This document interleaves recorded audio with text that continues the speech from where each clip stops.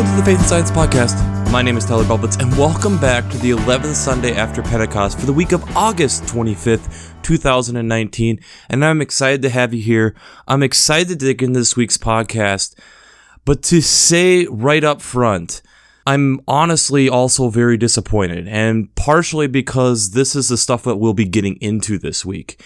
It's very heavy, it's very deep, and I would argue that this is the most important podcast that I have done in the year and a half plus that I've done this podcast, because there's three main stories this week that I will be tying into specifically the gospel text this week that I don't feel have been getting enough traction, which tie in beautifully.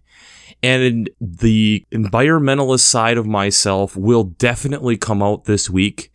But I think it's a point that we no longer can ignore. And I think it's one of these things where we are just starting to understand the ramifications of what we are about to enter into and are in the middle of.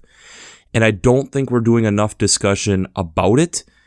And I am just stating this up front because I think it's one of the things where we need to be okay with listening about this and dealing with this, because if we don't start dealing with this, this is only going to get more difficult. And so I know that I typically try having a happy introduction, and I just can't do it this week because of what we'll be getting into. And I think you'll quickly understand why we are doing it this way. But before we get into this week's podcast, we still do have a couple house cleaning things we need to look at and to discuss. So, if you haven't checked out Working Preacher, it's my shameless plug that I do every week, and I'd highly recommend checking out workingpreacher.org for their commentaries, their discussions, their podcasts. There's a lot of great information there, and especially this week, what partially got me going onto the stance that I will be taking this week with the gospel text came from the Sermon Brainwaves podcast this week, coming from a comment that Caroline Lewis, a seminary professor at Luther Seminary in St. Paul, Minnesota, made.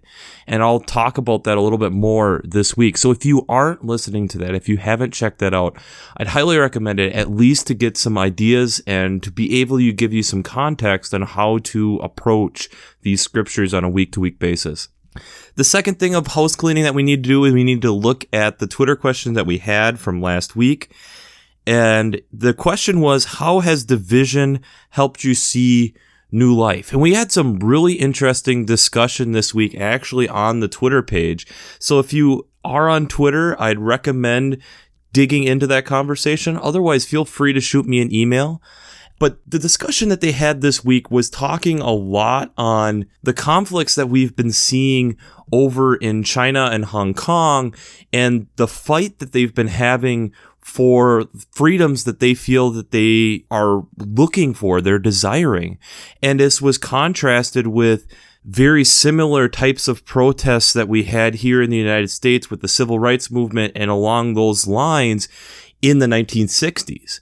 And I think it's one of these things where it's a good example to be able to look at where the division of something like that has helped bring forth these different opinions in a positive manner to start grappling with and dealing and seeing how through that division new life can come. I think one of the other places that you can kind of see it in a weird way is forest, like we talked about with deforestation and the process of when a forest let's say goes through a forest fire, you have the new life that does come from it that will eventually come.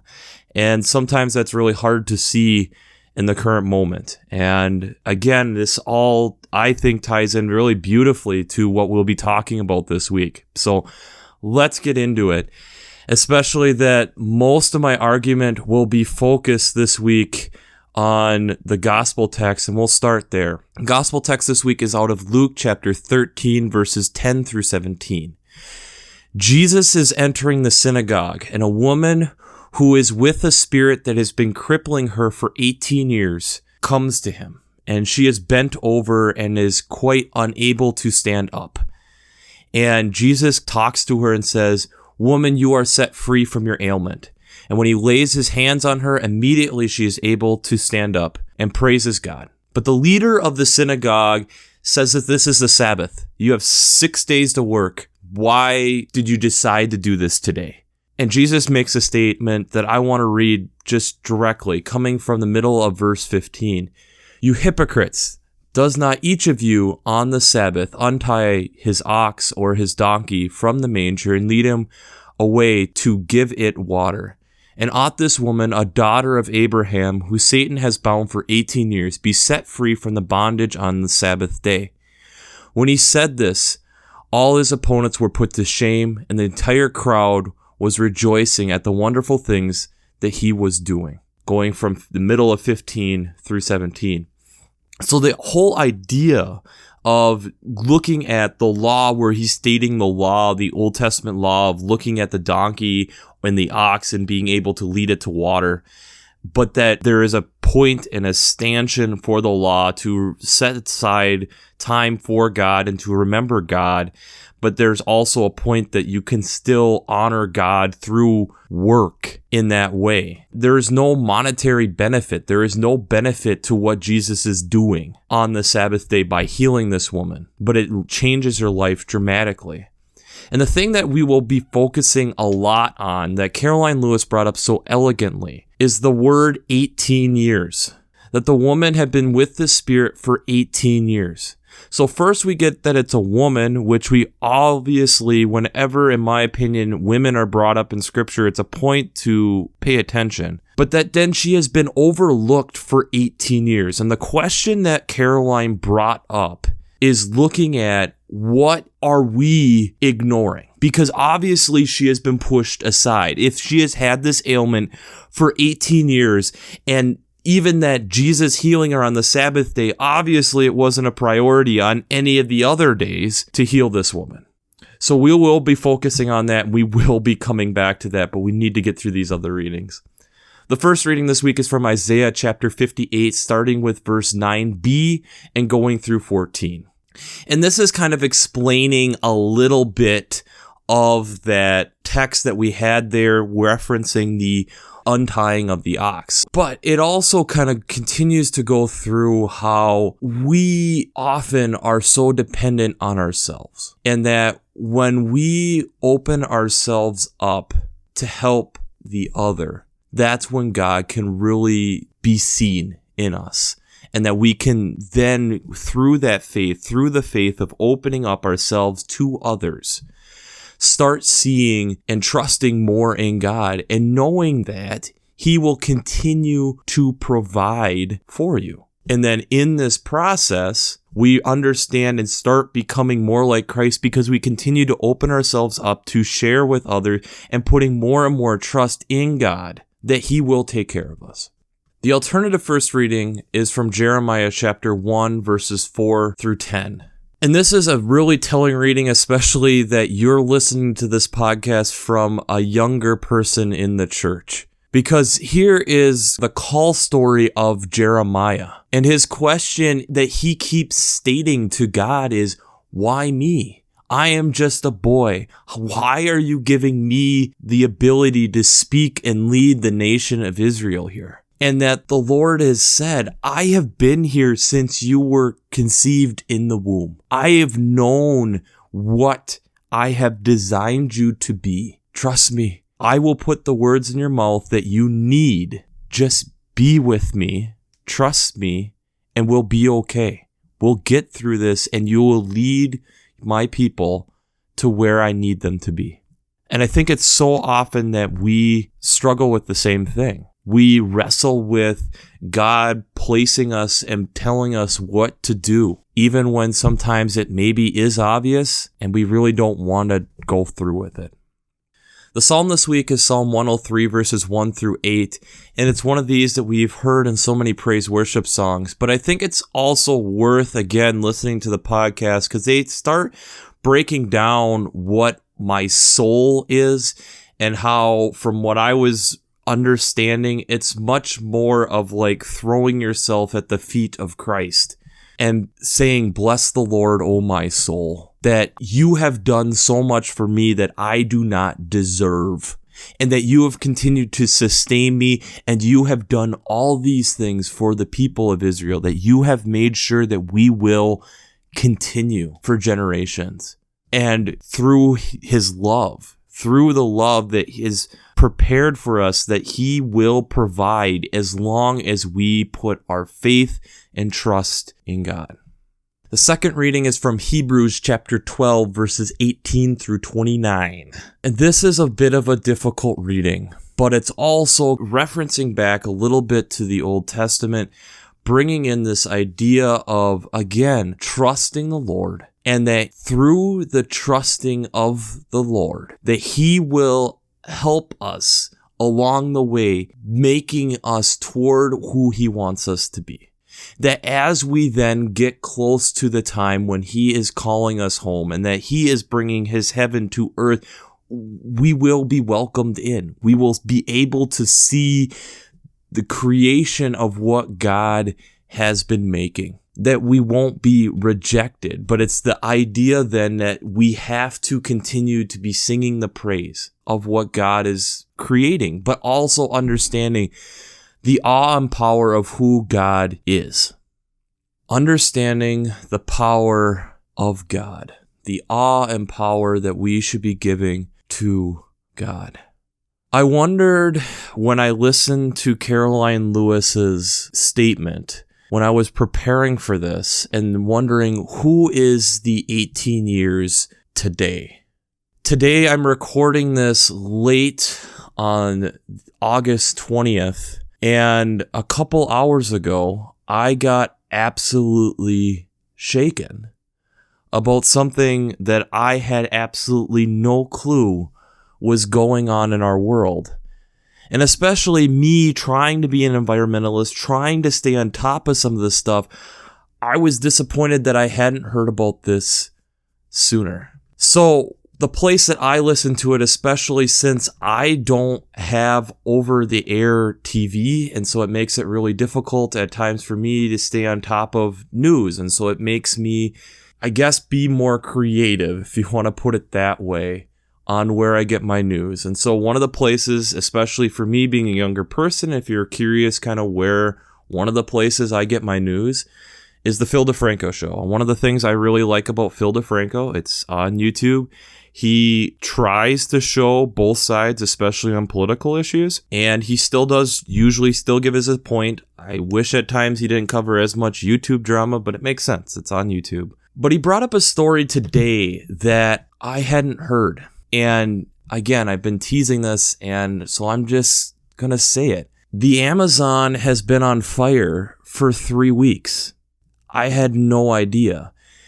And the scary thing with the Amazon is when you're thinking of a rainforest based on humidity and based on just the ecosystem, the biome of a rainforest, it's very unlikely to be on fire, especially for an extended period of time. So it makes it all the more disturbing that it is. So you start wondering, well, what is all going on? How is this all kind of come to be? First and foremost, NASA started noticing it from global images that there was obviously a smoke layer coming out over Brazil that currently they're estimating is 1.2 million square miles.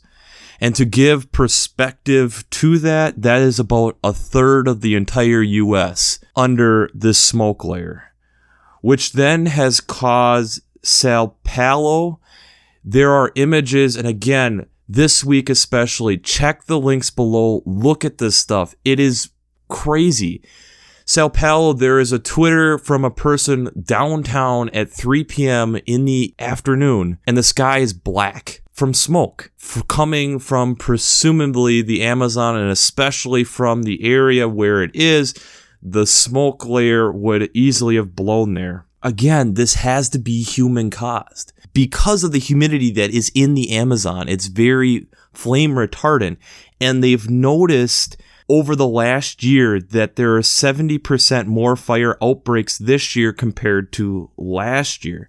And this is partially due to a typical agricultural style that they do in Brazil at this time called a slash and burn, that's used for crops, and typically there's a lot of people who also do it illegally just because it's an easy way of doing things. Currently, with the new president of Brazil being much more about extracting resources from the Amazon, there's question if this is partially why some of this is going on. One of the things that came out of the Brazilian National Institute for Space Research, the deforestation in the Amazon is up 245% in July of 2019 compared to last year. And currently, at the rate that they're deforesting the Amazon is 3 football fields per minute. Why is this such a big deal? Is such a deep question. There's so many layers to this, but the simple, if you want the fun facts that can easily get your head around this. The Amazon is 3 million square miles. 40% of the world's tropical rainforest is there. 20% of the world's fresh water, which as we've probably heard and looked at before, is becoming more and more of an issue, is located in the Amazon. 20% of the freshwater supply and 20% of the air that we breathe comes from the Amazon, which then also leads to cloud formation, which affects climate based on that the clouds are there to bounce light back into the atmosphere to not help contribute to the greenhouse effect of having that. And it's also the difference of having trees there, which have moisture to help create clouds compared to bare ground, which you're not going to have that. So that's the heat's going in. This also is a big deal because this is happening in Brazil, and 60% of the Amazon is in Brazil. And right now, within the administration that Brazil has in leadership, they are very skeptical of climate change. This, to me, is not just a Brazil issue. This is now becoming a world issue because this doesn't just affect the climate of Brazil. This affects the climate of the planet that we are currently living on, and we have to do something. We need to be aware of this. But this then takes it a step further. So like we talked about now that the cloud formation is somewhat affected in large part due to the Amazon. And with that melting, I also ran across an article that came up last week that was more than disturbing. So this is, again, the link will be down below, published from CNN, August 15th, 2019, that Greenland in one day lost 11 billion tons of ice, which is the equivalent of 4.4 million Olympic swimming pools being added into our oceans. And there's now, and again, I'll attach stuff down below with NASA going through and looking at this stuff.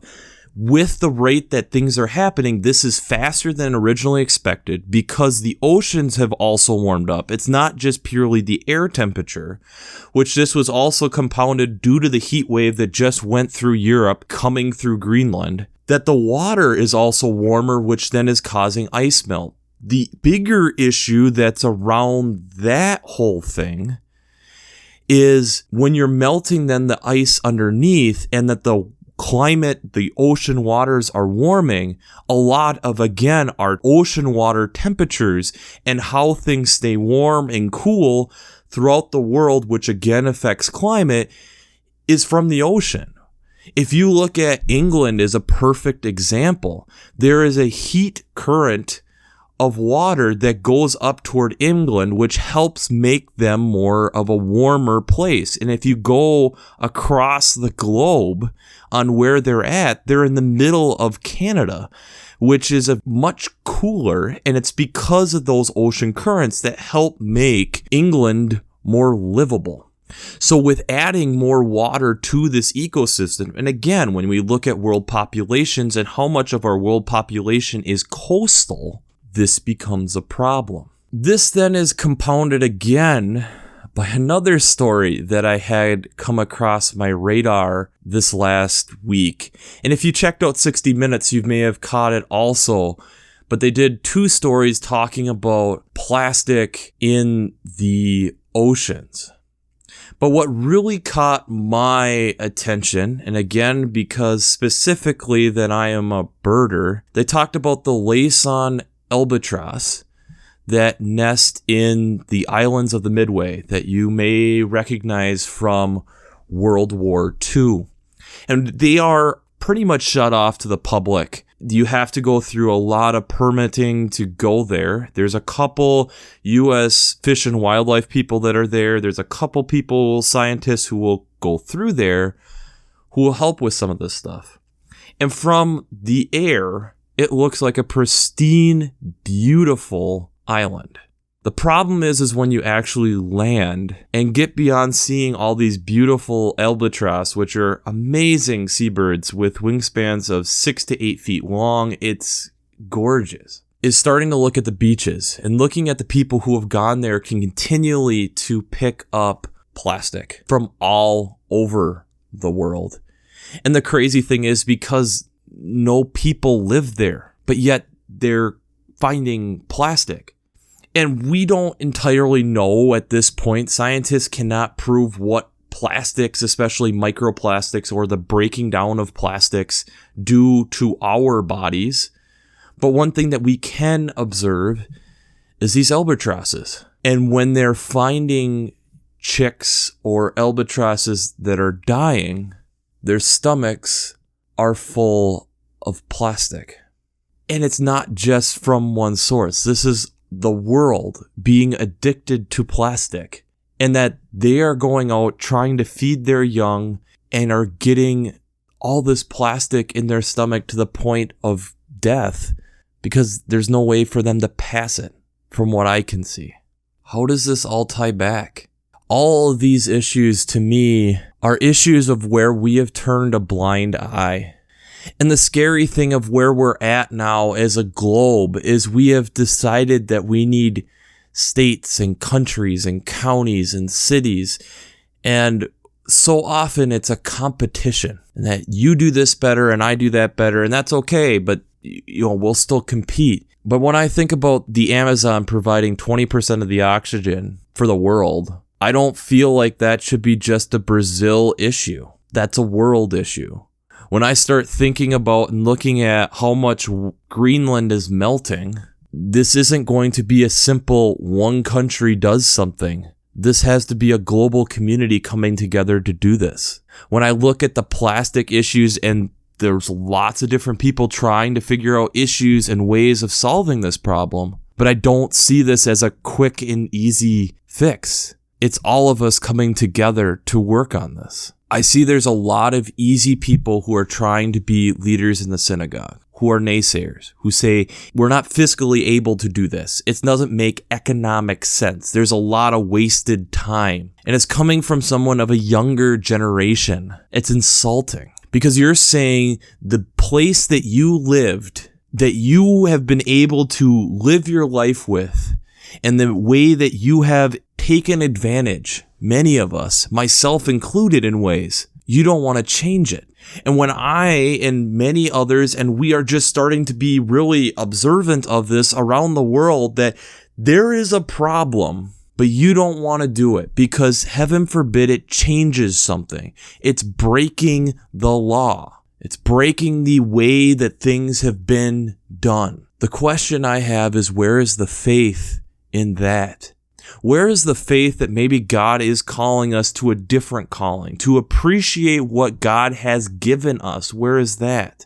Why have we gotten so dependent on ourselves that we decide that we can create all these things? We have this better figured out. There's a point now when I'm looking at the world in which we are in, and the world that we're progressing toward, that yes, we're going to have to work together. Yes, there might be some technology in it, but there also has to be a lot of faith. A lot of faith that trusting that God will be in these processes, will be in the insights for us to be able to press forward and figure out what way He is calling us to move. We have to trust God that He is going to help us figure out how to do all this. And there is a point that we can only do so much, and that it's in God's hands. Scientists are saying that yes, with the climate change in which we're probably going through a natural warming trend, but that it is being magnified by our own issues, our own tie downs to different things that we decide are so important. When I am buying things, am I thinking about how long is this going to last, this item? How is this process of this thing going to be recycled? How much energy has gone into this? Is this a sustainable product? How often are we actually thinking about this? Because for me, I'm sorry, I love this place. I see this as a gift from God, and I think that we've ignored it long enough. I think Jesus wants us to work with him to heal this place. But that means that we have to be willing to set aside these things that we think are important and haven't really asked God if this is the best way of using this. This last week, with these news stories coming across my desk, I start to question what is actually the news. Not if it's fake news or real news, but what is the actual news? If the good news is Christ coming and forgiving us, and that this is a transformative thing, wouldn't we be like the Psalm, praising God? Wouldn't we be in the situation then to be like Jeremiah and trust? Because a lot of these texts this week are trust. And I question if we are in a place where we really want to trust. Because I think the opportunity to trust God right now is sitting on a silver platter. But it means leaving a lot of what we know behind. This is not an easy message, and I think honestly, if I was in the position to preach this, this is what I'm preaching. And yes, there's probably some layers and things that need to be worked on. And again, if you have questions, if there's some way I can help you in this, let me know. Because I'd be more than willing to help find resources for you to be able to preach this, to talk about this, because this isn't being talked about enough. And as being a person who is 27 years old, who has, I'm hoping, a long time left on this planet, this is a very alarming time, and this text opens the possibility of discussing that. So the Twitter question this week that I'm going to ask is a hard-hitting one, straight to the point. If where do we, and that can be also parentheses you, need to change your lifestyle to a more sustainable lifestyle and take a leap of faith? And I know for me, there's small things that I can do, but there's also things that I just need to be okay with changing. And this isn't easy. This isn't meant to be easy. Nowhere in the book does it say that faith is easy. And I would argue that right now, with what we're going through, this is a great challenge of faith. Do we really treasure the place that we have been given by God? Do we really want to fall on our knees and give thanks and praise to God on what He has been able to provide for us enough to say, there is things that I need to change to better praise God? Are we willing to do that as a people? This is not easy. This is tough stuff. But I would love to be able to talk, to interact. Send me an email. I'd love to hear your thoughts on this. I'd love to have a continuing dialogue about this, because this is an issue that we need to address. I don't feel that we can ignore this any longer. So, we'll wrap this up as we always do. I pray God blesses you through your faith and amazes you through science.